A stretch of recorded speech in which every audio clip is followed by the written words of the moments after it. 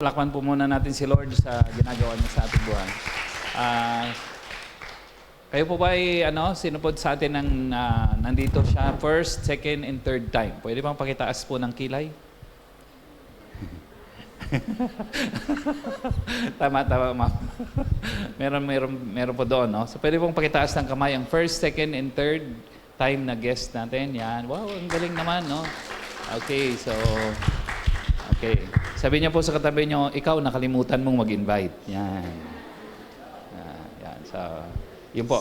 Di ba maganda pag may naranasan tayong maganda sa buhay natin, sinishare natin sa iba, di ba? Tama? Tama, no? Pag may nakain tayo na Jollibee, kunyari, na dumadaan ka ng McDo, nakakain ka sa Jollibee, tama? So, pag nakakain ka ng masarap na pagkain sa Jollibee, pinagmamalaki yan sa iba, tama? No, Mari, nakakain ako ng Jollibee. Masarap po doon. No? Pinagmamalaki natin ang mga bagay na mahalaga sa atin, na enjoy po natin. Ganon din po sa spiritual things.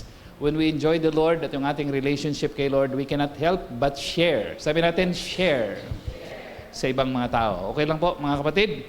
So, keep on inviting and yun po laging lifestyle po natin. No? And keep on praying kasi pinagpe-pray po natin na ang ating Sunday service, mailipat po natin muli doon po sa city. Wala pa tayong makitang lugar. So, let's keep on praying and asking kasi I'd like to believe na meron po talagang inanda si Lord na place para sa atin sa city. No? Amen? Amen? Okay. Today, ako po ay naniniwala na ngayon, ang aking isi-share, dahil po sa aking paniniwala na yung tinatawag po nating curse, the curse of, the curse of Christianity, no? Ako po ay naniniwala na isang importanteng curse ng Christianity ay yung pag ang tao ay sumisipag na naglilingkod kay Lord o kaya passionate siyang nagsiserve kay Lord, para sa maraming tao, hindi dapat yung ganun. No? Maalala ko po, sa amin, ako'y lumalaki pa lang sa amin sa Visayas, no? Sa Capiz, habang ako'y lumalaki kasama ang mga aswang. Naalala ko po, pag nag-church ka, sinasabihan kami ng mga kapitbahay, ay, huwag ka ng church, baka sumobra ka sa langit. Are you with me?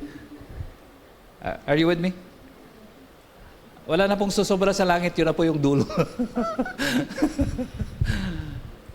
Para bang, nakita ko po, pag masipag ka na nagtatrabaho, parang walang masyadong nagko-criticize sa'yo, ay, huwag kang trabaho ng trabaho. Diba? Pag mahal na mahal mo yung asawa mo, wala nang criticize sa'yo, ay, bawas-bawasan mo naman yung pagmamahal sa asawa. Okay, pag mahal mo yung anak mo, ay, bawas-bawasan mo yung pagmamahal sa mga anak. Pero pagdating sa spiritual at paglilingkod at pagmamahal natin kay Lord, parang ang tao lagi may question. Are you with me? Are you with me? Huwag ka masyadong church, huwag ka magsimba ng simba, huwag ka masyadong ganito gagawin mo spiritual mo kasi baka sumobra ka sa langit. Napansin ko pagdating sa spiritual, ang tao lagi gusto nila medya-medya. Are you with me? Are you with me? Ang medya-medya means, sa English po is meds. Di ba? Meds. Sa Ilocano ay hang ko nga moya.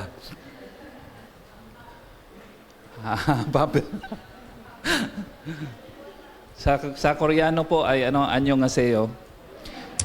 At sa Japanese ay ajinomoto.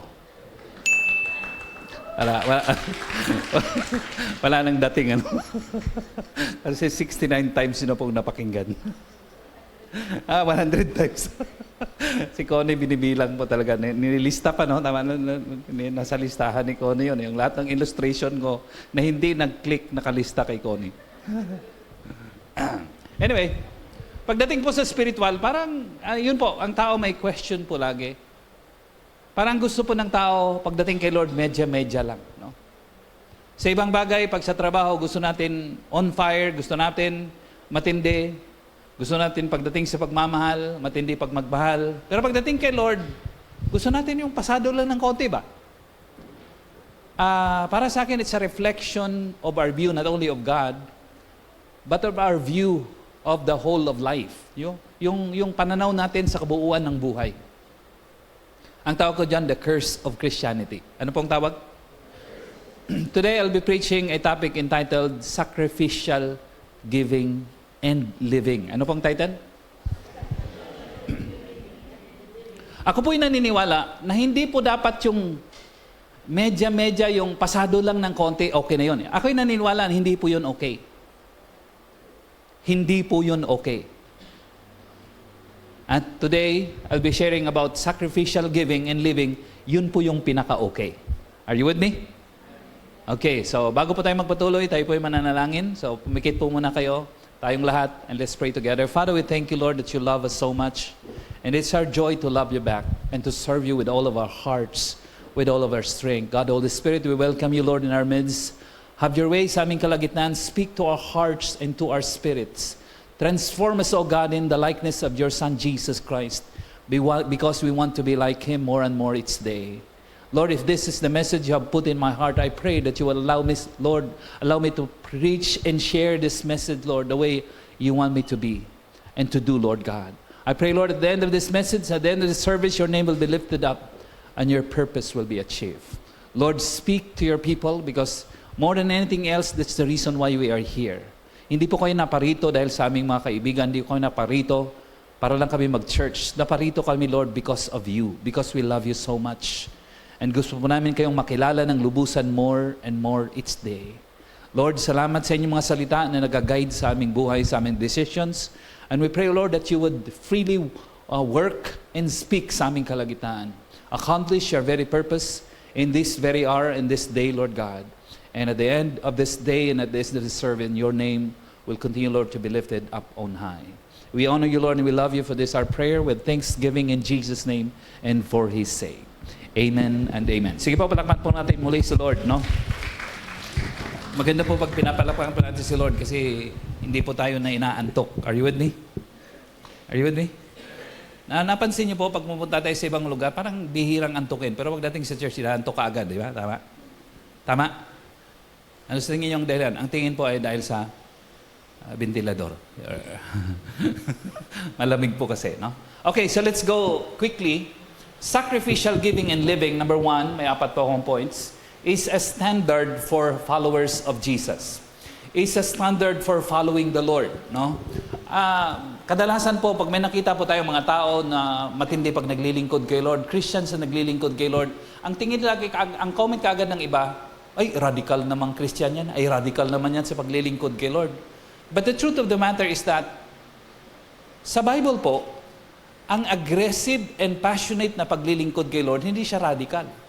Normal, everyday Christianity ang tawag po doon. Are you with me? Are you with me? So yung sacrificial giving and living is not radical. It's actually normal. It's a standard for those who follow Jesus. So let me share with you yung 9:23 verse 24 ng Luke. Okay, pwede bang basahin po natin at the count of 3, sabay-sabay, okay lang? Okay lang po kayo? Okay, check niyo po ang katabi niyo sa kanya. Are you okay? Okay, at the count of 3, let's read this together. 1, 2, 3, go. Then he said to all, if anyone would come after me, he must deny himself, take up his cross, and follow me. Okay, so doon sa 23, sabi ni Lord, kung sino man ang susunod sa akin, sabi niya, he must deny himself. Sa ibang translation, he must die to himself. And he must, ano daw po? He must deny himself, take up his cross, and daily, and follow me. So sabi niya, sino mang susunod sa akin, sabi niya ang unang requirements, mamatay siya sa kanyang sarili. I-deny niya ang kanyang kagustuhan. Ang ating concept ng Christianity is this. Pupunta tayo kay Lord, pupunta tayo sa church, magiging Christian tayo so that God can bless us. Are you with me? Are you with me? But that's not the concept ng biblical Christianity. Ang biblical Christianity is you follow God because He loves you first and then now you love Him. Amen? Amen? It's an outgrowth, yung pagmamahal natin kay Lord, result or outgrowth ng unang pagmamahal niya sa atin dahil natamnan niya tayo ng matinding pag-ibig niya sa atin, unconditional love, we also love Him back. Are you with me? We don't serve Him because of the blessings. We serve Him because we love Him. Amen. Amen. Tama po? So sabi ni Jesus, kung sino mang gustong sumunod sa akin, sabi niya, he will deny himself, he will die to himself, take up his cross. At alam po natin, ang pag-taking na cross ay hindi po ito uso-uso, hindi ito madaling gawin, hindi po ito masayang gawin. Pag nag-take up ka ng cross, ibig sabihin po noon ay mahirap gagawin, pero willing kang gagawin at susunod ka pa rin kay Lord. Tama po? Verse 24, ano nakalagay? For whoever wants to save his life will lose it, but whoever loses his life for me will save it. So makita po natin na ang standard ni Jesus sa mga disciples niya noon at hanggang ngayon is sacrificial giving and a sacrificial living. Are you with me? Are you with me? So pag tayo nagsasacrifice kay Lord sa ating pagbibigay, sa ating pamumuhay, normal kay Lord yan. Amen? Sabi mo sa tabi mo, normal. Normal kay Lord yan. Matthew chapter 20, tama, no? 20:25, Jesus called them together and said, you know that the rulers of the Gentiles lord it over them, and their high officials exercise of authority over them. And then sabi niya sa verse 26, not so with you. Sabi natin, not so with you. Sabi niya, ang mga taong sa labas, sabi niya kung sinong leader nila, yun ang nag-exercise ng yun ang naghahari-harian sa kanila. Pero kayo ng aking mga disciples, hindi ganyan. Sabi ni Jesus, hindi ganyan ang ating kapamaraanan. Instead, sabi niya, whoever wants to become great among you must be the servant of all. Verse 27, and whoever wants to be first must be your slave. Because sabi niya, just as the Son of Man, ako po sabi niya, just the Son of Man did not come to be served, but to serve, and to give His life a ransom for many. Sabi natin, a ransom for many. Ang tawag po natin dyan, servant leadership. Ano pong tawag? Ang ibig sabihin ng servant leadership according kay Jesus, hindi po tayo nagli-lead para ang tao sumusunod sa atin. Hindi tayo nagli-lead dahil tayo may posisyon. Hindi tayo nagli-lead dahil tayo may benefits. Tayo pa ay nagli-lead so that we can serve the people that we lead. Amen? Amen? Okay. So, servant leadership. Ang isang tawag po nila ng mga biblical scholars sa ganito ay tawag po nila ay the paradox of leadership. Ano pong tawag? Okay, kasi ang ibig sabihin po ng paradox, parang magkasalungat. Di ba pag leader ka, dapat ikaw nagli-lead, dapat ikaw ang nagsasabi, ikaw nagsasalita, ikaw nangunguna. Pero sabi ni Lord, pag leader ka, ikaw nagsiserve. So parang magkasalungat. Kaya ang tawag nila sa English is paradox. Anong tawag? Okay, so paradox, the paradox of leadership. Pero ganun po talaga si Lord. Sabi niya, pag leader ka, hindi ka para sumikat. Pag leader ka, para ikaw ay mag-serve. Are you with me? Are you with me? So, servant leadership. And ang paglilingkod kay Lord in sacrificial giving and living is a normal Christian life, a standard of Jesus for all His followers. Amen?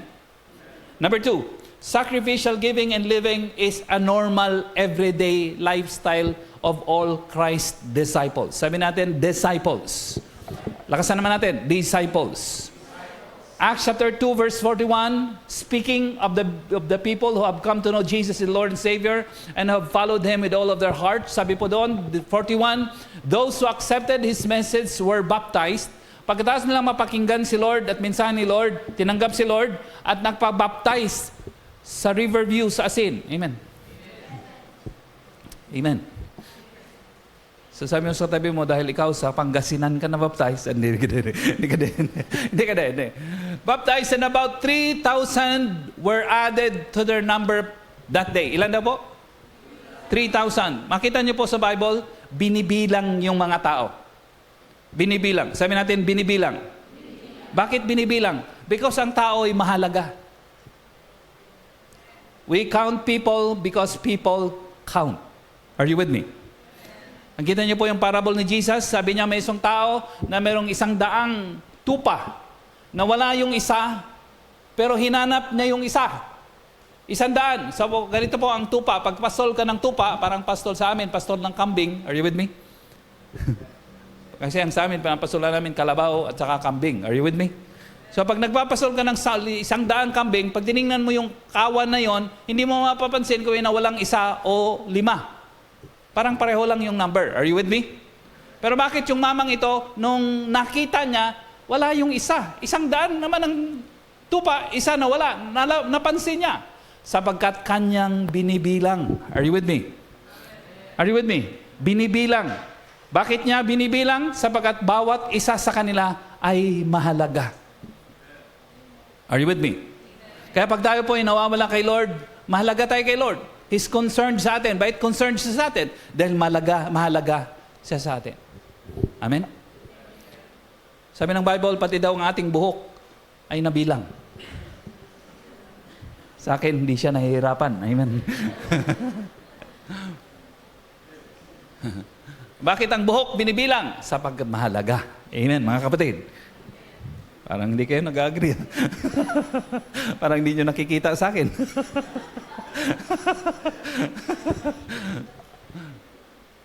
Sabi natin, mahalaga.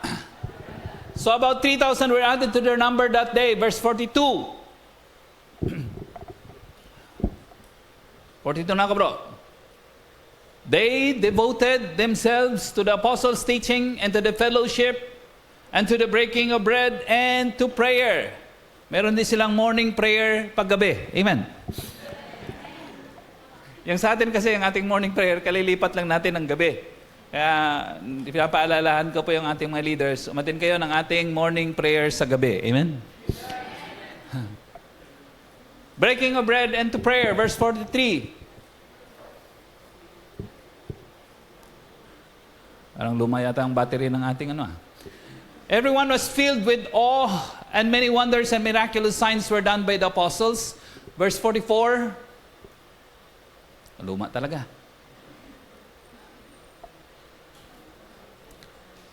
Dalawa lang ibig sabihin, lumang battery or masama ang loob nung nag-detect doon sa likod. All the believers were together and have everything in common. Verse 45. Selling their possessions and goods, they gave to anyone as they had need. Grabe, pag may nakita silang kapatiran nangangailangan, willing silang ibenta ang kanilang sariling gamit para itulong. Sa atin, walang problema ibenta ang gamit natin pag ating anak. Are you with me? Are you with me? O kamag-anak.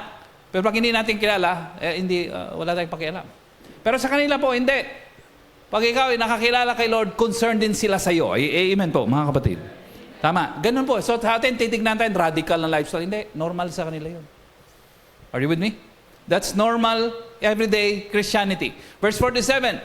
They praising together and enjoying the favor of all the people, and the Lord added to their number daily those who were being saved.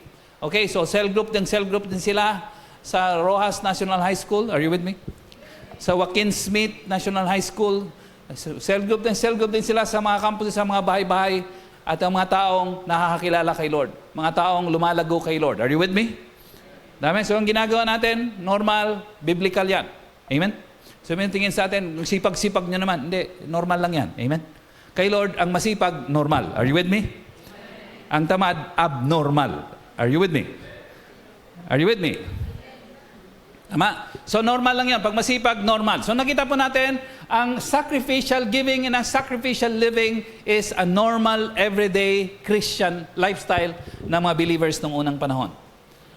Number 3, ang sacrificial giving and living leads to a rewarding and best life possible. Basahin po natin kasi gustong-gusto ko itong point na ito. At ang count of 3, 1, 2, 3, go. It leads to a rewarding and best life possible. No?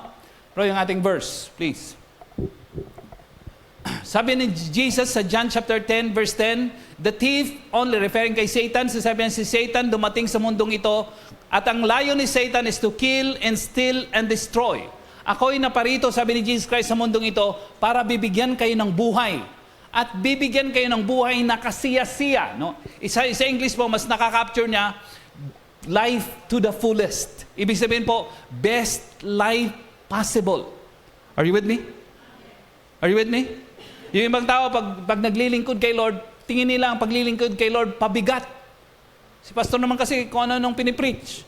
Ipipreach na nga ng tithing, nagpipreach ko ng offering, nagpipreach mo ng first fruit. Are you with me? Are you with me? Si pastor, hindi lang nag-preach, umaten ka ng linggo, kundi hinahamon din na umaten ka ng prayer meeting. morning prayer meeting sa gabi. Mag-disciple ka rin at magpa-disciple kung ano-anong sinasabi ni pastor. Hindi po, mga kapatid. Sa atin po, ang paglilingkod kay Lord, hindi pabigat. Are you with me? Are you with me? Hindi siya pabigat. Yun po yung best life possible. Amen? Tama? So I have come, sabi ni Jesus Christ, so that you may have life and have it to the full. Gusto ni Lord, full yung ating enjoyment sa buhay. Yun ang kanyang binibigay nung siya'y naparito. At nung tinanggap natin siya, gusto niyang maranasan natin fully yung full life, yung best life possible na binibigay niya para sa atin. And next verse po. John 12:24. I tell you the truth, unless a kernel of wheat falls to the ground and dies, it remains only a single seed. But if it dies, it produces many seeds. Sabi niya, pag ang isang seed, ano bang seed sa Tagalog? Buto o kaya butil, no? Buto na lang, no? Kung isang buto ay nahulog sa lupa at namatay, sabi mo sa katabi mo, dapat mamatay. Kung hindi siya mamamatay, mananatili siya mag-isa. Pero pag ito'y namamatay, mabubuhay. Yun po yung paradox. Sabi natin, paradox. Akala natin pag nabuhay ka, namatay ka, wala na. Baliktad. Hindi, pagdating kay Lord, laging baliktad yan. Dapat ka munang mamatay kasi pag namatay ka, doon ka masisimulang mabuhay. Are you with me? So sabi ni Lord, ang tao, ang seed, dapat mahulog muna sa ground at mamatay. Ibig sabihin ng tao, dapat dumating sa punto ng kanyang buhay na hindi na siya namumuhay para sa kanyang sarili. Are you with me? Namumuhay na siya para sa purpose ni Lord. Pag dumating ka sa punto na yun ng buhay mo, and then sabi niya, tunay kang mabubuhay. At hindi lang tunay na mabubuhay, lalago ka at magbe-bear fruit, magbe-bear ka ng marami. Are you with me? Sa probinsya po namin sa Capiz, bukod lang po sa maraming aswang doon, are you with me? Para masama yatang tingin nyo sa akin. Dinadagdag ko lang po yung biro, no? Ako po ay Kristiyano na po, no? Kaya dahil Kristiyano na po ako, bago po ako kumakain, nagpipray. Amen? Amen? Normal naman, Pastor, pag Kristiyano, nagpipray. Oo nga po, normal. Nagpipray mo na bago kumain. Kaya ako bago kumain ng tao, hindi. Si tatay ko po, marami po siyang seed, mahilig pong magtanim. One day, sa kanya pong library, na akin pong pinupuntahan ng patakas, kasi ayaw ng tatay kong naiistorbo yung pagka-arrange niya ng libro. Yung pagka-arrange niya ng libro, pare-pareho. Walang butal, walang butas. Ibig sabihin po, alam niya kung paano niya in-arrange. Pag ginalaw mo isang book, alam niya. Are you with me? Are you with me? May pagka-aswang namatay yung tatay ko, yeah. So, hindi ko masyadong ginagalaw. So, minsan ang ginagalaw ko yung mga magazines kasi hindi siya naka-arrange ng pare-pareho. So, one day, habang ko nagbabasa doon ng libro sa kanyang library ng Patago, may nakita akong butil. Buto. No? Sa English, boots. Tansya ko po, siguro, sabi ko, tagal na nito ah. Baka mga 3 years na ito. Na yung gauging doon sa, may dahon kasi, may dahon na nakalagay doon sa may buto. So gauging doon sa itsura ng buto, sa tingin ko mga 3 years nang nandoon. So akala ko naman na intentional yung tatay, siguro sabi ko, maingat naman sa kanyang mga library, malamang, alam niya ito. So binalik ko lang kung nasa nakalagay. Fast forward, after 7 years, 7 years, ibig sabihin, kung yun ay 3 years, so another 4 years, munta ulit ko doon, buksan ko ulit yung libro kasi napakarami niyang libro eh. Kaya ibig sabihin po, maraming libro, maraming magazine. So nabuksan ko ulit yung, accidentally yung kanyang book, nandun pa rin yung buto, nandun pa rin yung butil. 7 years na. Tuyong-tuyo na nahuhulog na yung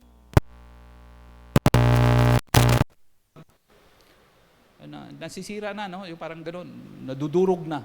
Pero yung buto nandun pa rin. Ibig sabihin pala ang buto dapat nahuhulog at namamatay at naitatanim. Are you with me? Are you with me? Pag hindi siya nahulog, hindi siya namatay, hindi siya mabubuhay. Are you with me?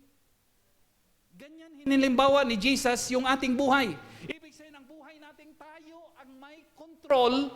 Parang magandang buhay natin. Kasi we go to church so that God can bless our plans. Tayo ang may plano sa buhay natin. Tayo ang may direksyon sa buhay natin. Pupunta lang tayo kay Lord so that God can bless our plans and our directions. No. Sabi ni Lord, no. Hindi ko pwedeng i-bless ang plano mo na hindi ko plano. Are you with me? Are you with me? As the heavens are higher than the earth, my ways and my plans are higher than your ways and your plans. Bakit mo ako pinipilit na i-bless yung plano mong pang grade 1? Pang kinder pa minsan. Are you with me? Gusto ko the best para sa iyo. So sa atin kasi, may plano na tayo sa buhay. Pupunta tayo kay Lord. Lord, i-bless mo ang aking plano. Are you with me? Kasama doon ang love life natin. Amen? Sabi mo sa tabi mo, love life mo nga eh. Sa love life, meron ka ng agenda, meron ka ng hangad, ano man, whether nasa time ba o hindi time, whether dapat ba o hindi, wala pa kailan, basta matugunan, matupad ang love life mo. Plano, Lord, basta siya ang para sa akin. Sabi mo sa tabi mo, basta siya. Ang mga style natin, basta siya. Tama? Ganyan po, reflection po yun ng ating relationship kay Lord. Mga plano natin, gawa na yung ating plano. Tapos na. Lord, i-bless mo ang aking plano. At lumalapit tayo kay Lord para i-bless niya. That's not how the Lord operates. Are you with me? Are you with me? Gusto niya, manggagaling sa Kanya yung plano. Amen? Amen. So bago, humble ka muna, mamatay ka masali sa plano mo, Lord. Ano ba plano mo sa buhay ko? Ano ang purpose mo sa buhay ko? Amen. Amen. So pag lumapit ka kay Lord, sabi po ng mga Amerikano, with clean slate. Bukas, kung anong gusto niyang gawin, magagawa niya. Hindi yung meron kang tapos ng agenda, Lord, i-bless. Hindi ganun si Lord mag-operate. So balik tayo sa seed. Pag ang seed ay namatay, are you with me? Are you with me? Doon pa lang siya mabubuhay. Hindi pwedeng mabubuhay siyang hindi namamatay. Ibig sabihin sa ating buhay, ganyan ang halimbawa ni Lord. Ibig sabihin, hindi ka pwedeng makaka-accomplish ng best in your life hanggang hindi ka dumating sa punto na ang buhay mo ay mamamatay para kay Lord. Are you with me? Pag hindi ka dumating sa buhay mo, Lord, ikaw ang may direksyon ng aking buhay. Lord, kung anong gusto mo sa buhay ko, have your way. Hanggang hindi ka dumarating sa buhay mo doon, ibig sabihin yung buhay mo kamukha ng seed. 7 years nang nakatago sa libro na itim. Amen po mga kapatid. Hindi nabubuhay. Bakit? Nandun lang siya. Nandun lang siya, nakatago, nakaano lang sa gitna ng libro. So importante sa seed na mahuhulog at mamamatay. So naawa tayo, kawawa naman yung seed. Hindi. Iyon ang kapamaraanan para siya ay tunay na mabuhay. Amen. Amen. So ang buhay na sacrificial, ang buhay na all out kay Lord is the best kind of life. In fact, para sa akin, there's no other way to be happy in Jesus. Walang ibang way para ang buhay mo magiging fulfilled kay Lord. So kung yung style na, Lord, basta nandun naman ako sa inyo, hindi naman kita nakakalimutan. Nagdi-devotion nga ako, Lord, once every 10 years. Amen. Amen. Uma-attend din po ako ng morning prayers sa Calvary paggabi. Pero pagkatapos na po nila, yung tapos nila. Hindi lang po kanila napapansin kasi tapos na silang nag-pray. Nagsisimula pa lang ako. Grabe. Hindi, matindi po pala mag-pray. At ang amen ko, kinabukasan na. Sabi mo sa tabi mo, tawa ka naman, joke yun eh. Amen? So yung buhay po na tayo ang may control, it's not working. It will not work. The only life na magmamaximize, magbibigay ng best fulfilling life sa atin, yung buhay na namatay sa sarili. Amen? Amen? Yung agenda mo, hindi na yung masusunod. Lord, anong agenda mo sa buhay ko? Anong plano mo, Lord? Hindi yung plano mo masusunod. Lord, ano bang plano mo sa buhay ko? Yung ganong klaseng buhay, yun yung buhay na ma-maximize ang iyong buhay. Amen? Amen po mga kapatid. Okay. 25. The man who loves, basahin po natin, ang ganda po ng verse na ito. Basahin natin, malakas, 1, 2, 3, go. The man who loves his life will lose it. Ang taong nagmamahal sa kanyang buhay, pinoprotektahan ang kanyang buhay. Lord, huwag kang makialam. May maganda na akong plano sa buhay ko. Baka sisirain mo pa. Hindi. So ang buhay daw pong iniingatan niya ang kanyang buhay, actually mawawala din ang kanyang buhay. Pero yung buhay na namatay at binigay kay Lord, sabi niya doon, while the man who hates his life, ang ibig sabihin po ng hate po dito, hindi yung hate na galit, no? Yun po yung reason kung bakit kaming mga pastor nag-aaral kami ng seminary, pinag-aaralan po namin ng Greek and Hebrew. Sa Greek po, kunyari, ang isang English word sa Greek, sa isang Greek word ay parang 12 English word yung equivalent niya. Are you with me? That's the reason why maraming Bible translations. Yung word na hate po dito, hindi yung kamumuhian mo yung tao. Ibig sabihin po ng word na hate is to love less. Ano mong ibig sabihin? So, gamitin po natin. While the man who loves less his own life. Ibig sabihin, ang mahal na mahal niya, yung buhay na binigay ni Lord, yung mahal na mahal niya si Lord, at yung buhay niya at plano niya, minamahal niya ng konti kaysa sa pagmamahal niya kay Lord. Are you with me? Si Lord, ang mahal na mahal niya, yung buhay niya, mahal niya rin, pero hindi kamukha ng pagmamahal niya kay Lord. Yun po yung ibig sabihin niyan, love less. Are you with me? The man who hates his life or who loves less his life because most of his life is given to God. Ano mangyayari? The man who hates his life in this world will keep it for eternal life. Yung taong nilalab niya ang sarili niya ng konti kasi mas matindi ang pagmamahal niya kay Lord, sabi niya, will keep it to eternal life. Makukuha mo yung buhay mo. May enjoy mo yung buhay mo. Yun po yung sinasabi ni Lord. Amen? Check niyo po ang katabi mo. Are you okay? So, sagutin niyo naman po ng totoo. Sabi mo, hindi masyado kasi pinapatamaan ako ng pastor na kalbo. Amen? Pero alam niyo po, ng kalbo, gwapo, no? Tama. Si Bruce Willis po kasi, no? Pag may buhok ay, pangit. Ang tunay na gwapo ay kalbo. Parang bagong doktrina, no? Verse natin, bro. Next, please. Ano na lang po? Luke chapter 6, verse 38. Basahin po natin. 1, 2, 3, go.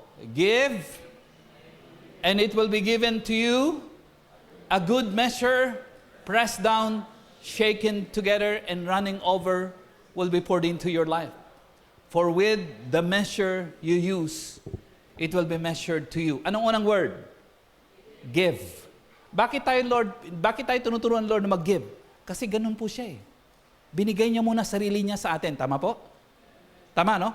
Inantay niya ba tayong matino muna bago niya tayo mahalin? Hindi pa tayo matino, minahal na tayo ni Lord. Are you with me? Nagpapakasasa tayo sa kasalanan, namatay niya siya doon sa cross para sa atin. Hindi niyang inantay na matuto tayo, magising tayo, mamahal natin siya. Hindi. Minahal niya tayo kahit hindi pa natin siya mahal. Are you with me? Una siyang nagmahal sa atin. Kaya nagbigay na siya ng kanyang buhay sa atin. Kaya tinuturo niya sa atin ang prinsipyo at kapamaraanan niya. Tama po ba? Sabi niya, give. Ikaw din, magbigay ka rin. Kasi pag nagbigay ka, sabi niya, and it will be given to you. Are you with me? Are you with me? Sa atin kasi, ang hinahanap natin, yung it will be given to us first. Hindi. Ang unang word is give. Tama?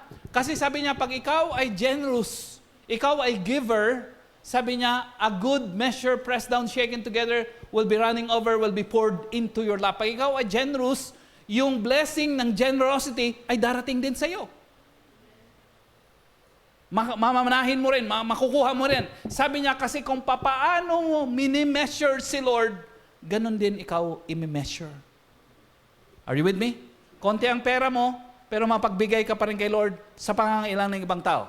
Anong tingin nila kay Lord? Ikaw ay generous. And because ikaw ay generous, that's how the Lord will measure you. Are you with me? Are you with me? Dahil ikaw ay mapagbigay, dahil ikaw ay generous, ganun ka mini-measure ni Lord. Itong taong ito, generous to.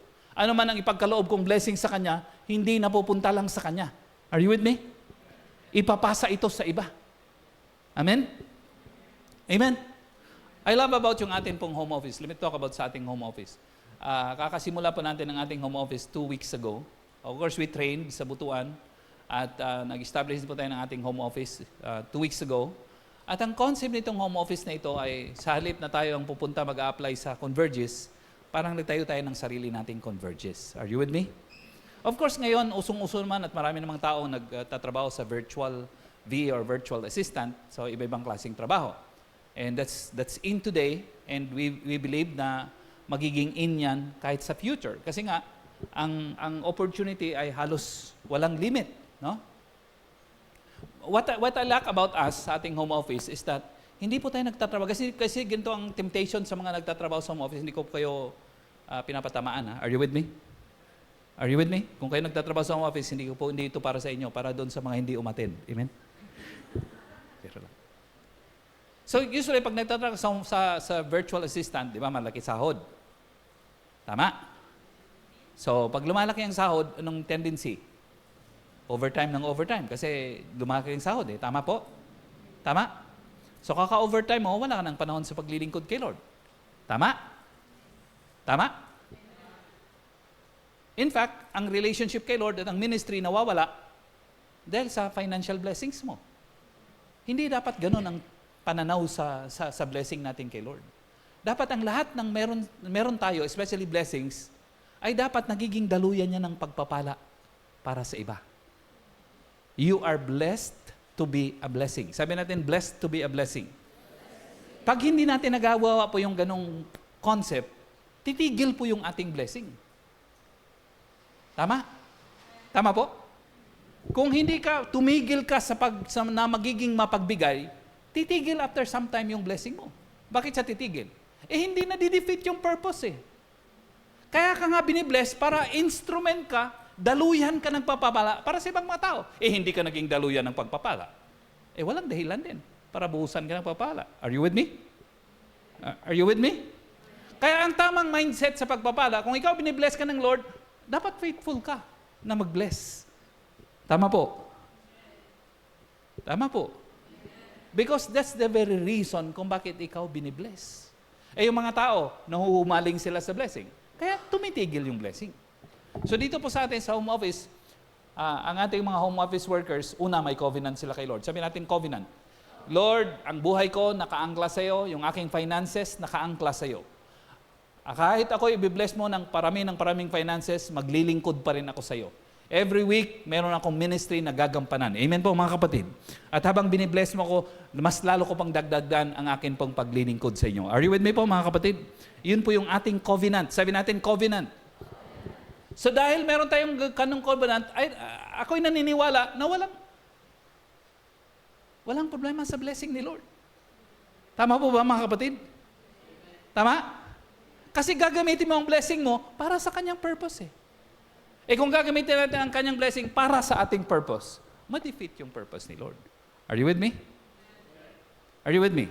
So dapat talaga ang buhay natin, laging nakaangkla sa purpose ni Lord. Patay sa ating sariling direksyon, kundi at buhay sa direksyon ng Lord. Are you following? Say amen. Okay, so anong number 3 po yun? Point number 3? It leads to a rewarding and best life possible. Ako po yung naniniwala na ang buhay na sacrificial giving and living for God, that's the best life. Amen? Of course, ganyan din po ang buhay ko ever since. Yeah. Si David, sabi ni David, ganyan po ang klaseng buhay niya. Sabi niya, I was young and now I am old. I have never seen the righteous forsaken or their seeds begging for bread. Amen po mga kapatid. Ganun po ang righteous na life. Number 4 and last. Sacrificial giving and living, basahin po natin. 1, 2, 3, go. Necessitates death to self. No? Ang pamumuhay na sacrificial at sacrificial na klaseng paglilingkod, pagbibigay kay Lord, necessitates na hindi ka na nabubuhay para sa sarili mo. Ibig yung sarili mo dapat mawala. At yung purpose ng Lord sa halip ang manahan sa iyong buhay. Amen? Amen? Sabi ni Billy Graham, nung siya po ay buhay, sabi niya, the middle letter of the word sin is, ano po? I. Ang kalagitnaang letra sa salitang sin ay I. Ako. Ibig sabihin po, ang pinakamatinding kalaban ng ating kaligayahan, ng ating progress to the fullest, hindi ibang tao. Tayo. Are you with me? Are you with me? Sabi ng iba, si Satanas, pastor. Hindi po, tayo. Kasi pwede kang matempt ni Satan, ikaw ang magdi-decide kung papatusin mo ang temptation o hindi. Tama po? Tama? So, ang greatest nating kalaban, hindi si Satanas, yung ating sarili. Are you with me? Kaya importanteng mamatay ang ating sarili sa ating mga pangarap, sa ating direksyon, para mabuhay ang plano ni Lord sa ating buhay. Amen? Amen po, mga kapatid. That's why sacrificial living and giving necessitates nangangailangan ng tao ay mamatay sa sarili. Meron akong isang young people, hindi ko na lang po itago ko na lang po, hindi ko lagyan ng pangalan. Are you with me? Are you with me? Ang ginagawa niya nung unang panahon, ligaw siya ng ligaw ng mga kababaihan dito. Are you with me? Parang, ligaw ng ligaw, sabay-sabay. Are you with me? Yung konti, niligaw. Sabi ko, bro, parang iba na naman yung, ano po, nagpipray mo ah. Ano ba talaga? Are you with me? So, after some time, siguro kakasaway ko sa kanya at kakasaway ng ibang leader, lumipat ng ibang simbahan. But after some time, bumabalik siya. Ay, pastor, sabi niya, kumusta na kayo? Mabuti naman bro, ikaw, kumusta na? Sabi niya sa akin, yung dati mong kilalang, tapos yung pangalan niya, ay patay na. Sabi ko, gulat ko. Ang kaharap mo ngayon, pastor, ay iba na. Sabi ko, bro, congratulations. Sabi ko, I'm so happy to hear that. Tuwang-tuwa naman po ako. 2 months later, may iba na namang girlfriend. Are you with me po? Sabi ko, akala ko patay na eh. At lalapit sa akin, pastor, ikakasal mo na kami ng aking bagong girlfriend. Sabi ko, sige bro, it's always a privilege. So nag-set kami ng counseling, no? Counseling kami. No? Pinlanuhan na po namin yung kasal. 6 months later, iba na yung gusto niyang pakasalan. Bro, ano ba talaga? Sabi ko, ganon. Nasaan na yung pastor, yung kilala mo? Pastor, yung kilala mong John Rin. Amen.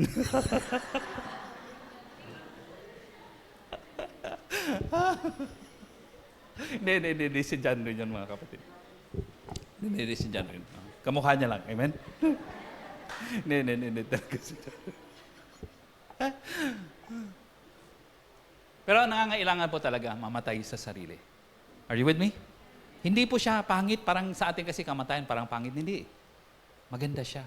Para sa akin, that's the only way to live. Are you with me? Pwede ka mong mabuhay na hindi fulfilling eh. Pero para sa akin, the only way to a fulfilling life is to die to self. At hindi akong may standard nun. Si Lord po ang may standard yun. Are you with me? Are you with me? Ang kalaban po natin minsan, yung ating sariling pananaw, yung ating sariling standard sa buhay. Pero sabi ni Lord, ang aking standard ay mas mataas kaysa sa standard ninyo. Kasi sabi niya, kung ang langit ay mas mataas kaysa sa lupa, ang aking kapamaraanan ay mas mataas sa inyong kapamaraanan. Are you with me? So kung okay na sa inyo yung mediocre life, mediocre Christianity, yung pa-church lang, tama po ba mga kapatid?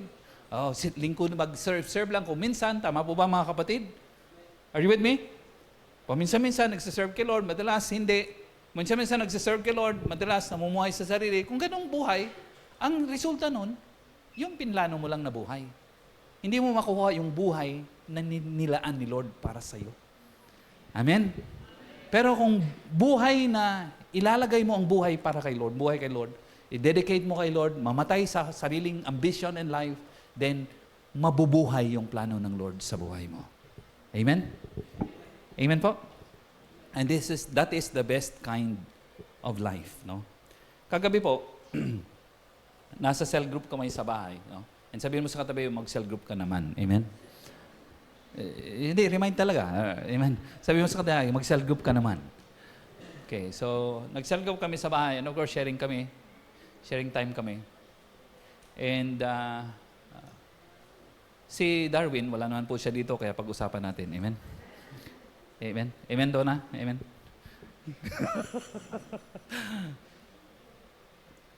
So, nag-sharing kami about tong sa buhay. And then,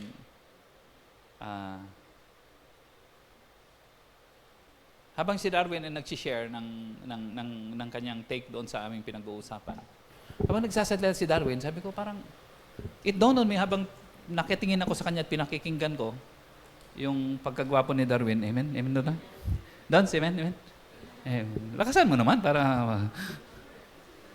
habang pinapakinggan ko si Darwin kagabi, it dawned on me, sabi ko, naalala ko po na yung una ko pong nakita sa ating mga leaders nung pagkamatay ni Pastora nung September 2, nung galing na po siya sa, ano tawag doon? Sa balsamo bang tawag?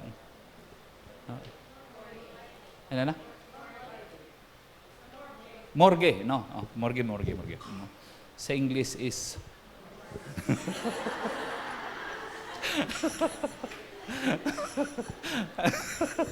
Sabi mo sa tayo mo, ang galing mo na. Pero wag niyong dalhin sa school yan, ha? Baka mamaya... Pastor, ma'am, ang English ng ampalaya is amps. Sabi ng teacher, saan mo nakuha yung English na yan? Yeah. Yung sa pastor, sabi niya, may doctorate daw po siya, kaya magaling yun. Kaya, wag niyo po akong idamay dyan. Are you with me po, mga kapatid? Amen. Amen. Amen. Okay. So, pag ganun po, sabihin niyo, si Ma'am Karen ang nagturo sa inyo. Amen. Anyway, balik ako doon sa kinukwento ko. So, man nagkukwento si Darwin ng ganyan, naalala ko, sabi ko, ang first pa lang nakita ko ay nag-minister sa akin so much. By the way po, kwento ko lang ng konti, no? Pag kayo po ay namamatay ng asawa, ang isipan kaagad ng taong natira, yung asawang natira, darating kaagad sa kanya yung self-blaming. Ano pong darating? Ibi-blame niya ang sarili niya. Very, very normal na process yan sa isang kamatayan. Ibi-blame niya kaagad ang kanyang sarili. Alam mo yung anong ibi-blame niya? Yung mga hindi niya nagawa. Are you with me? Are you with me? So, yun po, during that time, kaka-cover nila ng itim na, yung balot sa mga patay. So, hilong-hilo pa po ako doon. Mukhang hindi ako nakakatulog for 3, 4, 5 days yata noon. So, hilo-hilo ko, munta ako ng CR. Tapos nakita ko si Donna at saka si Darwin. At nung nakita ko si Darwin, nilapitan ako. Medyo patakbo pa yata ikaw, no bro, no? At hindi, walang ganun. Dagdag ko na po yun. At wala po siyang sinabi sa akin, kundi niyakap po ako. And ako po, muntik na akong nahulog. Doon. Hindi po, nung niyayakap ko ni Darwin, tumutulo yung luha ko. And of course, words are not necessary during that time. Are you with me? I was deeply ministered po talaga. And by the way, kung kayo pumunta ng patay, huwag niyong counselan yung tao. Are you with me? Huwag niyong counselan, hindi kailangan ng tao ang inyong counseling. Alam mo, dapat natuwa ka pa nga, kasi nandun na siya sa langit. Are you with me? One time may isang pastor na, mga 3 months na siguro pagka matay ni Pastora. Nagkita kami sa isang pastor's fellowship. Binati niya po ko. I think, sa tingin ko, he was meaning to comfort me and to encourage me. Alam mo kung anong bati niya sa akin? Sabi niya, good afternoon, Lady Killer. Anong sabi sa akin? Ibig sabihin, sa tingin ko, ang ibig niyang sabihin is that, wag ako dapat mag-alala kasi magandang lalaki naman ako. Are you with me? Are you with me? Sa tingin ko, yun ang meaning niya. Ibig sabihin, wala akong mag-alala kasi nga, gwapo naman ako. Sa tingin niya, meron pang mga may babae pang darating sa buhay ko. Sa tingin ko, yun ang kanyang gustong sabihin. Pero ang ang words niyang sinanggit ay sabi niya, "Good afternoon, Lady Killer." Alam mo kung anong pumasok automatic sa mind ko? Inaakusahan ako nito na akong pumatay sa asawa ko. Parang gusto kong suntukin niya.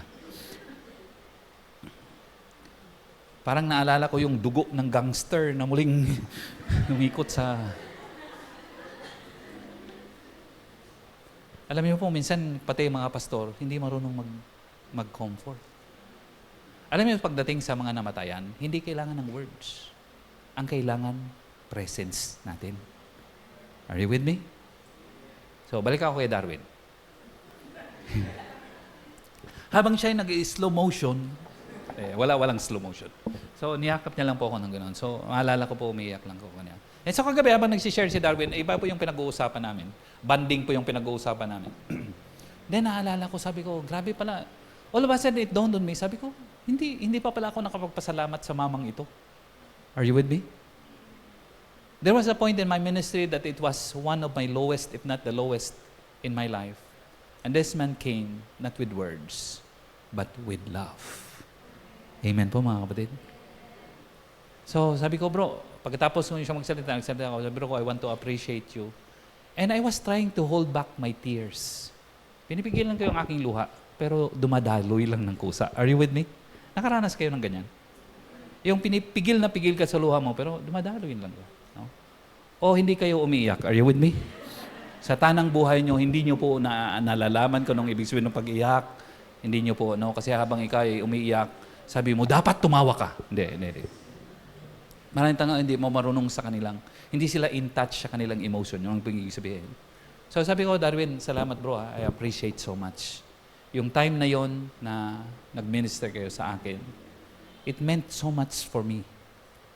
Are you with me? Are you with me?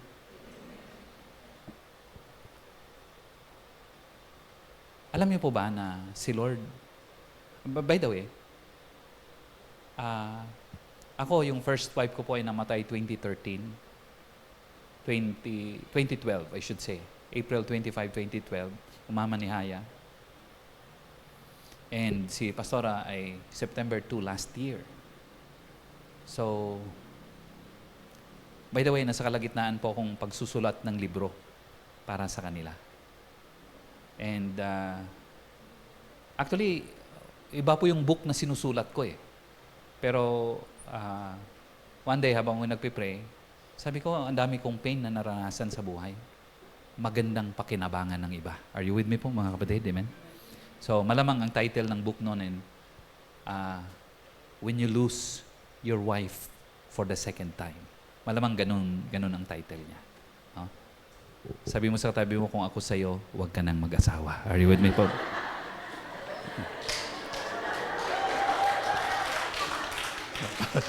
Parang ang layo ng application. Malayo po talaga. Malayo talaga.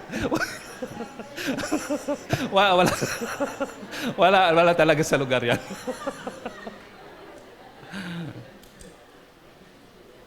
By the way po mga kapatid, balik po tayo doon sa point ko, no?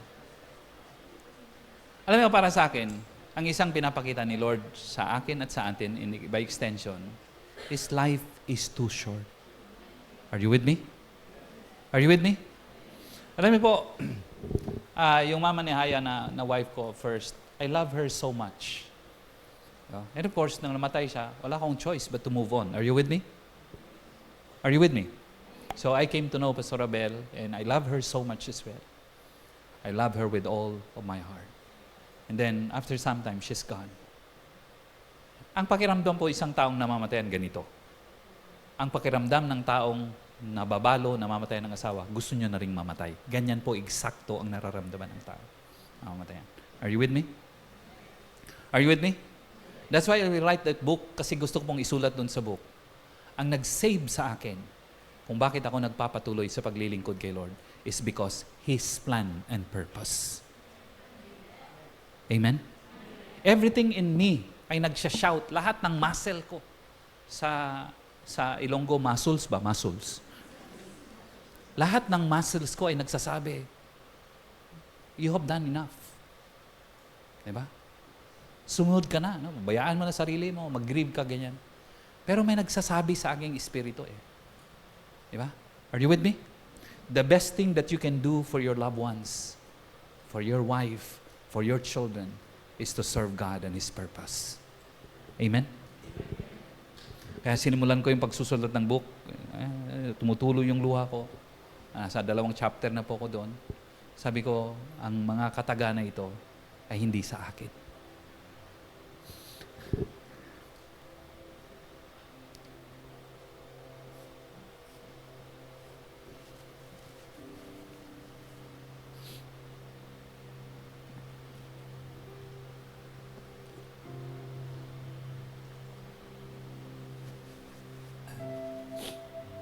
Sabi ko, Lord, para sa mga taong ito na may mga asawa, na hindi po nila isipin that life is for eternity. Are you with me? That life here on earth is for eternity. Life is too short. Are you with me? Are you with me? Kung meron man silang loved ones, they will love their loved ones with all the best that they can do. Amen? Amen? Kung meron man silang gawin sa kanilang mahal sa buhay, hindi yun bukas ang dapat gagawin. Ngayon na. Amen po, mga kapatid? And then they will also be reminded that life is too short. Gusto man natin ang buhay natin matagal. Are you with me? But life here on earth is too short. And I have asked God many times, bakit maigsi ang buhay sa mundong ito? Because sa mundong ito, ang buhay ay maigsi sapagkat there are a lot of pains and curses in this world. But God has prepared eternity for us. Sabi natin eternity. Doon sa kabilang buhay, walang katapusan. Bakit walang katapusan? Walang curses, walang pain, walang suffering. Are you with me? Are you with me? That's why God is so gracious. Nag-design siya ng life sa atin. Hindi lang sa mundong ito, hindi siya natatapos. Kundi life in eternity. Hindi po yun natatapos. Are you with me?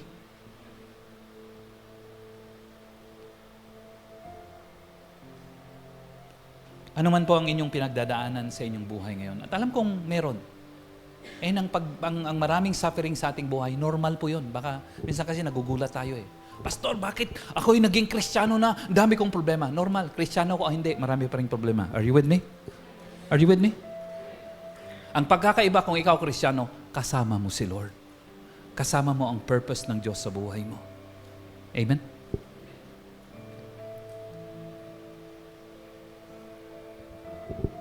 So yung purpose ng Lord, yun po ang nag-save sa aking buhay. And that's the reason why bumabalik po yung aking passion sa paglilingkod kay Lord. Amen? Para sa akin, the best thing that I can do to honor my loved ones, my first wife, my second wife, is to continue serving the Lord. Are you with me po, mga kapatid? Amen? Amen? Sila naglingkod kay Lord ng buong puso at kaluluwa. And the best thing that I can do is to honor them, to honor their spirit, to honor their desire, to honor their life and passion in life. Amen po, mga kapatid? Amen? Yung iba sa inyo, namatayan ng parents kamukha ko, namatayan ng mahal na buhay pumukha ko, at minsan nadi-discourage tayo, huwag tayong magpa-discourage.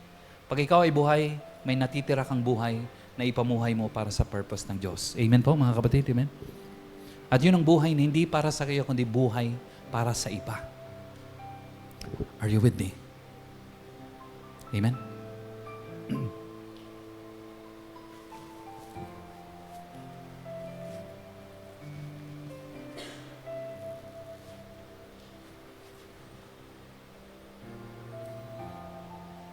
Pwede bang tumayo na tayo, mga kapatid?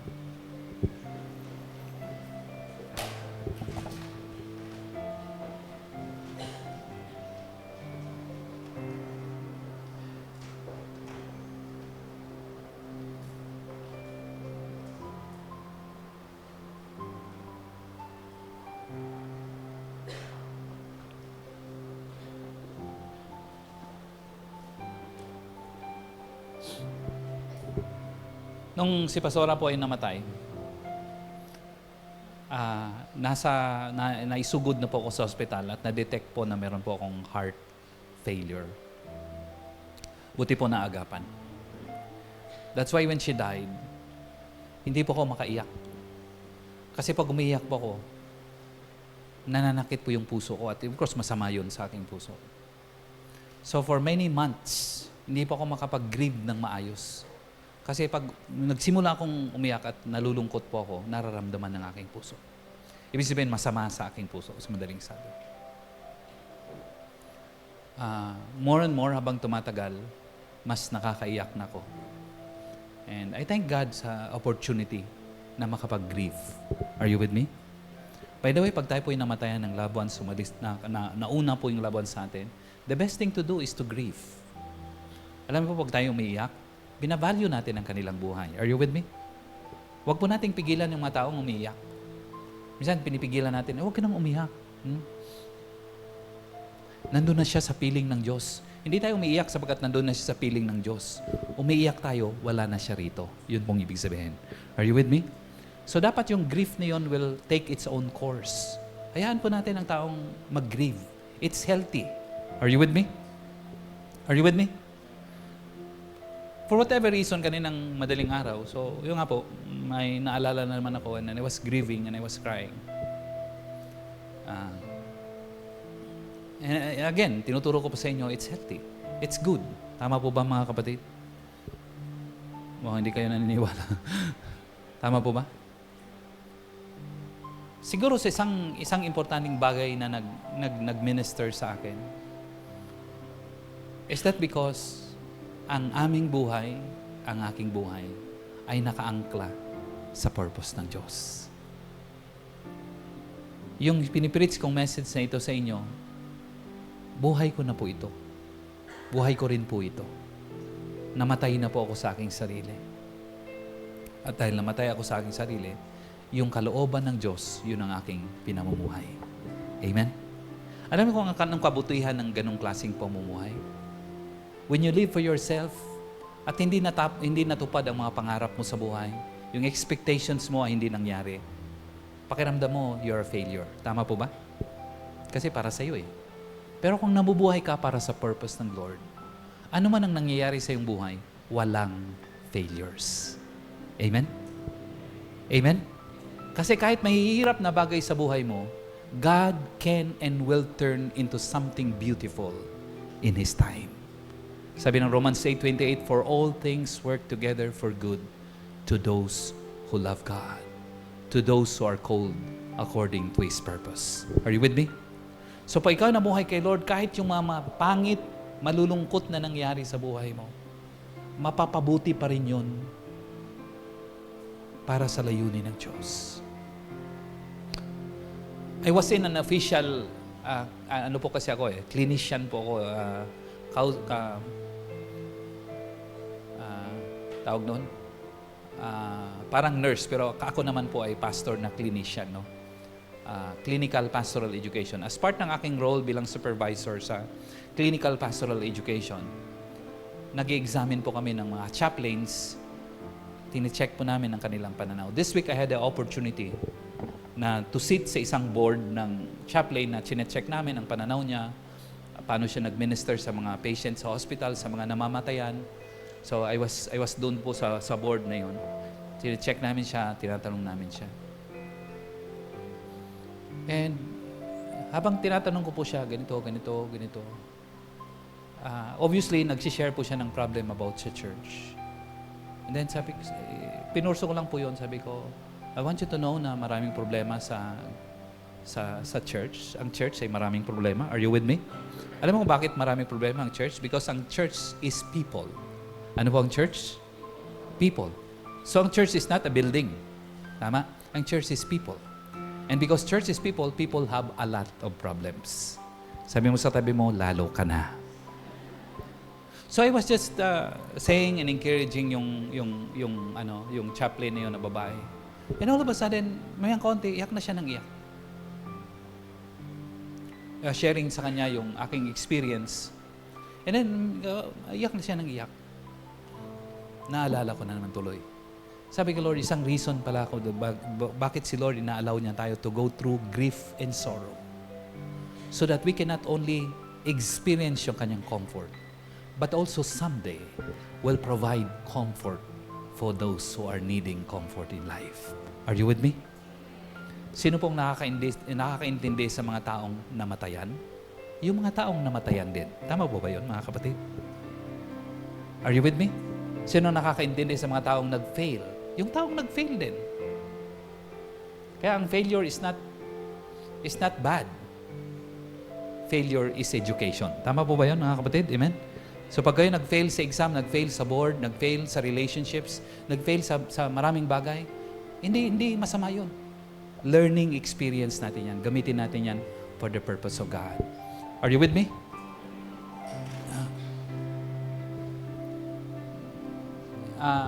Pakilagay nga natin yung ano. Ganito po ang buhay ng tao na siyang may control sa kanyang buhay. Gusto ko pong itignan po natin yung diagram. Diagram po ito ng ating track na 4 spiritual laws. I-share po nila ito sa inyo ng inyong nag-invite sa inyo. Mamayang huddle natin, ha? Bibigyan kayo ng copy. Ang taong siyang may control sa sarili, yung S stands for self. Ano po ang S? Sarili.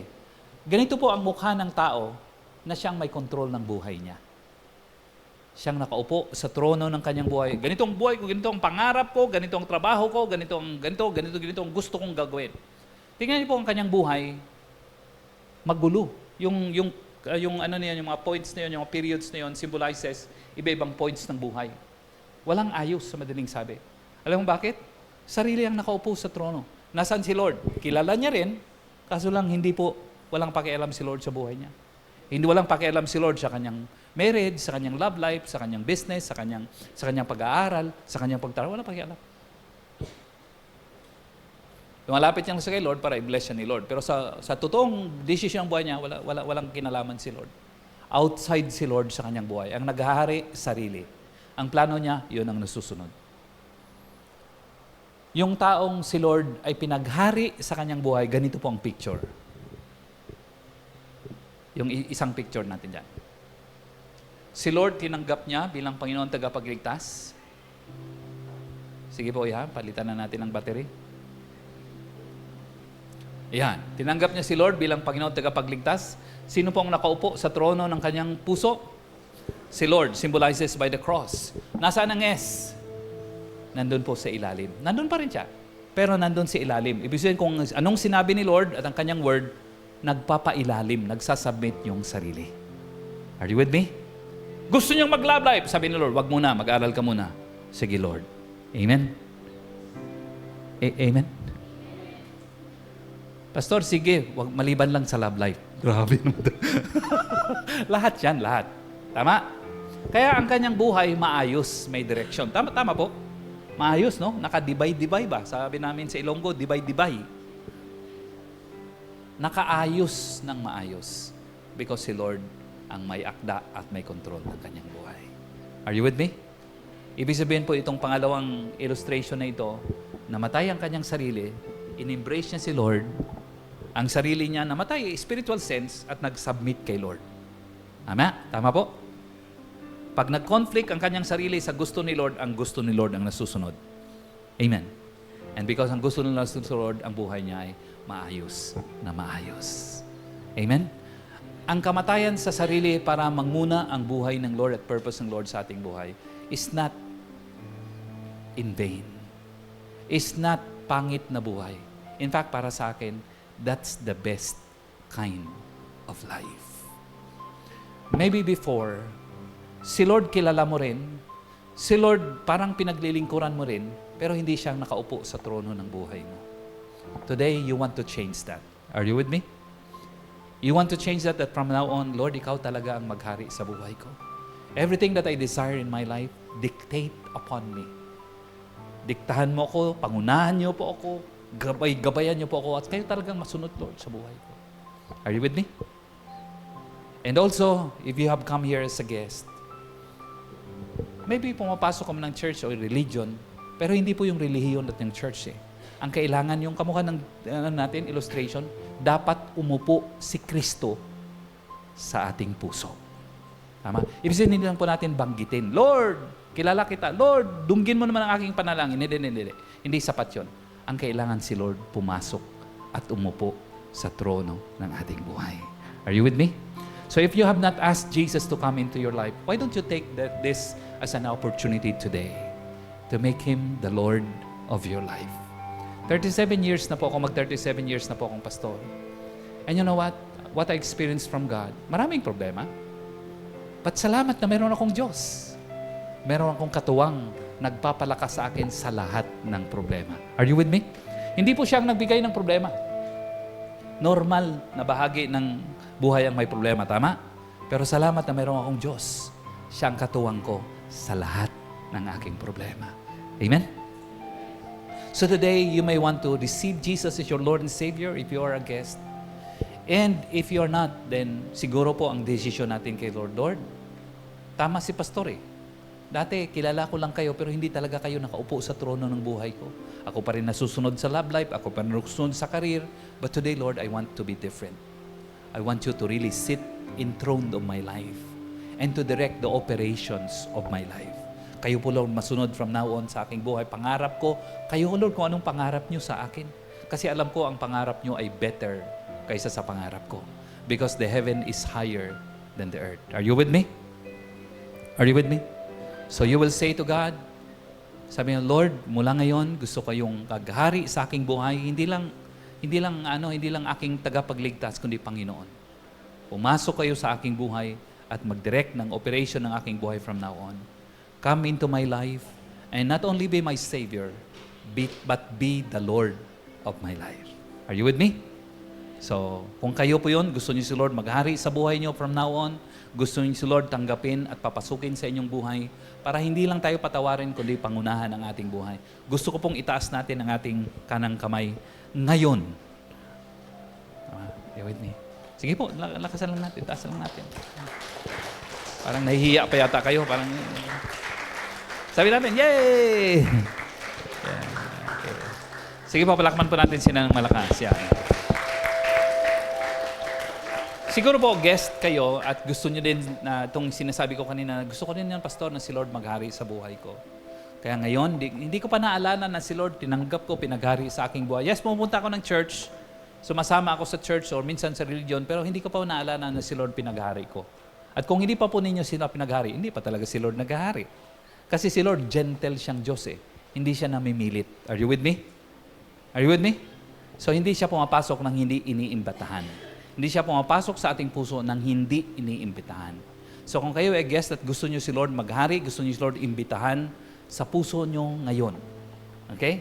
Gusto magbibilang po ka ng 3, pagbilang ko ng 3, gusto ko pong itaas niyo ang inyong kanang kamay so I can pray for you. Okay po ba yan? Malinaw, no? Okay. 1, 2, 3. Ikaw lang yan. Sige lang.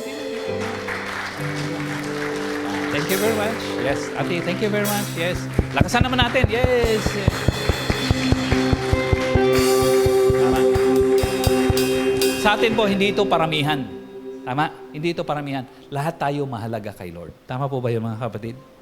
Tama? Yung isang nawala, natupa, hinanap. Bakit hinanap? Mahalaga sa Diyos. Tama po? So kahit isa ka lang nagdedesisyon para kay Lord, it doesn't matter. Malamang kasi yung una nang magdesisyon. Tama po ba yun? Karamihan sa amin nauna na ng konti. Pero it's okay. Na kahit isa ka nagdesisyon, it's okay. Okay? So, ipag-pray ko po kayo and then after that, ikisama ko na rin po sa end ng ating service. And after that, we'll sing a celebration song. Then after that, pupunta lang tayo saglit sa ating huddle. Bibigyan kayo ng materials na kailangan nyo should you need one. And then after that, mag-pray kayo doon and then we'll go. Okay lang po ba yun? Okay ba yun?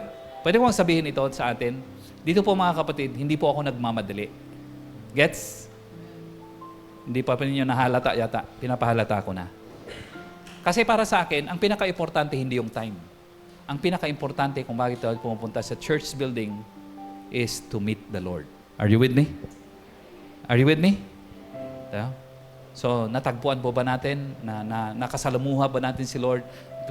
Naghari ba si Lord sa ating buhay? Nag-speak ba si Lord sa ating buhay, sa ating puso? Kung nangyari yon, mahalaga po yon. Amen? Kaya maganda pag nag-church tayo, huwag nating lagyan ng limit si Lord. Amen? Amen? Dapat alas 12 lang, pastor. Are you with me? Okay, kahit 12:01 pwede na. Amen, mga kapatid. Okay lang? Okay, sige po, let's pray together. Palakpakan po natin si Lord muna bago tayo mag-pray. Father, we thank you, Lord, that you love us so much. And it's our joy to love you back and to serve you with all of our hearts and with all of our strengths. Salamat, Lord, that we have dedicated our life to you.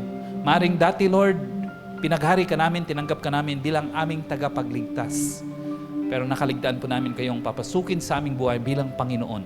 Or maring dating Panginoon ka na, Lord, sa aming buhay. But after some time, kami na uli ang naging Panginoon sa aming buhay. Yung kamukha ng isang bata na namatay na ako, Lord, sa aking sarili. Pero after some time, balik na uli siyang nagko-control ng kanyang buhay. But Lord, today, we want you to reign and take control of our life. And we want you to stay there for the rest of our life. Alam po namin, Lord, na kung kayo ang mag-direct ng operation ng aming buhay, we will never experience, Lord, frustrations and discouragement, but we will experience the best life that you have for us. Dalangin po namin, Lord, na i-lead niyo po kami sa inyong pinlanong buhay para sa amin. I-bless niyo po, Lord, habang kami humahakbang sa amin, lumalago ang aming pananampalataya. I-bless niyo po kami, Lord, at gamitin para ma-share din namin ang aming newfound faith and newfound spiritual growth sa ibang mga tao. Para sila din, Lord, pakinabangan nila ang amin pong natutunan sa inyo. Lord, sa mga tao, sa guest naming pumunta, salamat sa kanilang presence. And Lord, they have found the opportunity to make you the Lord of their life. I pray, Lord, that you will come into their life as you have promised in your word and dwell in their hearts and lead them from then on. Pangunahan niyo po ang kanilang buhay, ang choices nila, ang direksyon po nila sa buhay, at turuan mo silang maglingkod sa inyo ng buong puso at kaluluwa. Turuan niyo po kong mamatay lahat sa aming mga hangarin para ang inyong hangarin para sa amin ang siyang mabuhay at gagawin namin for the rest of our life. Because we know that pag ginawa po namin yun, Lord God, you have in store the best kind of life for our lives. I-bless niyo po, Lord, ang bawat isa sa amin pong pagpunta, sa aming huddle mamaya, at maging sa aming pag-uwi. I-bless niyo po yung aming families, yung aming mga marriages, yung aming children, yung aming mga parents. I-bless niyo po, Lord, ang aming trabaho at pinaghahanap buhayan. I-bless niyo, Lord, ang mga businesses. And Lord, higit sa lahat yung aming kalusugan and the quality of life that we have for our families and for our loved ones. Lord, we want you to know that it's a wonderful joy to serve you and to honor you and to worship you with all of our hearts and with all of our strengths. Dismiss us, O God, with your love, with joy, so that we can fellowship with you and one another, Lord, today. We honor you, Lord, and we love you. In Jesus' name we pray. Amen.